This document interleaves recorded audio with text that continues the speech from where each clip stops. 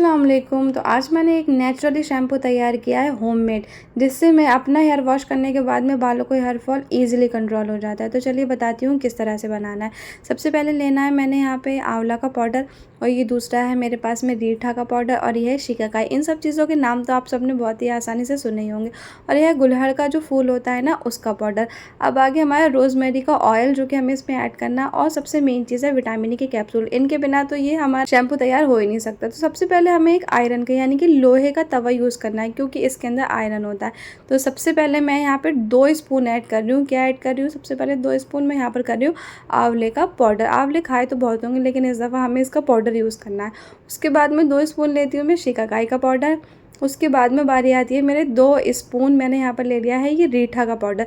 रीठा, अगर हम वैसे तो घर में काफ़ी लोग रीठा यूज़ करते थे, जिससे हम लोग हमारा हेयर वॉश करते थे।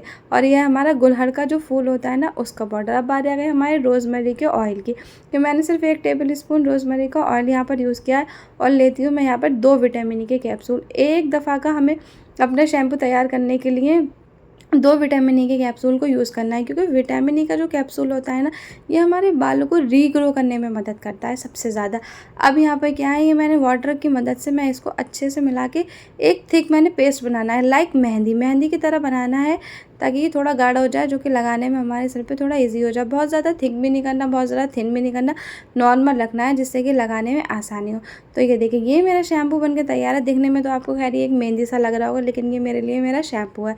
इसको क्या करना है, मैंने इसके अपने हेयर के बालों की जो जड़ है ना, जड़ों से लगाना है। और ये देखिए, कॉम्ब से मैं इसको एक एक मांग करके अपने सिर में आपको इसलिए लगाकर दिखा रही हूँ कि आप लोगों को भी इसी तरह लगाना है।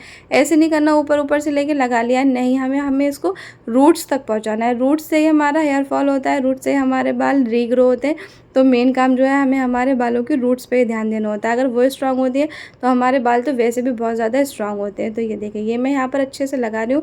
आप लोग को भी इसी तरह लगाना है। ये शैम्पू में बहुत ज़्यादा परेशान थी कि मेरे बाल बहुत ज़्यादा झड़ रहे थे, तो मैंने खुद ये एक वीडियो देखी थी, तो सोचा चलो मैं खुद इसको ट्राई करके देखती हूँ, लॉन्ग वीडियो बनाकर देखती हूँ क्या इसका रिज़ल्ट आता है।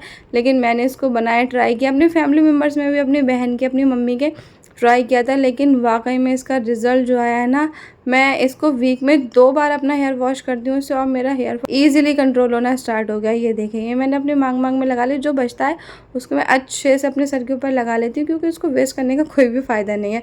तो बस इसको लगा के 1 से 1.5 घंटे के लिए छोड़ना, अपना हेयर वॉश करना है, और देखते हैं क्या रिजल्ट आए। वीडियो अच्छी लगी हो तो लाइक करें, शेयर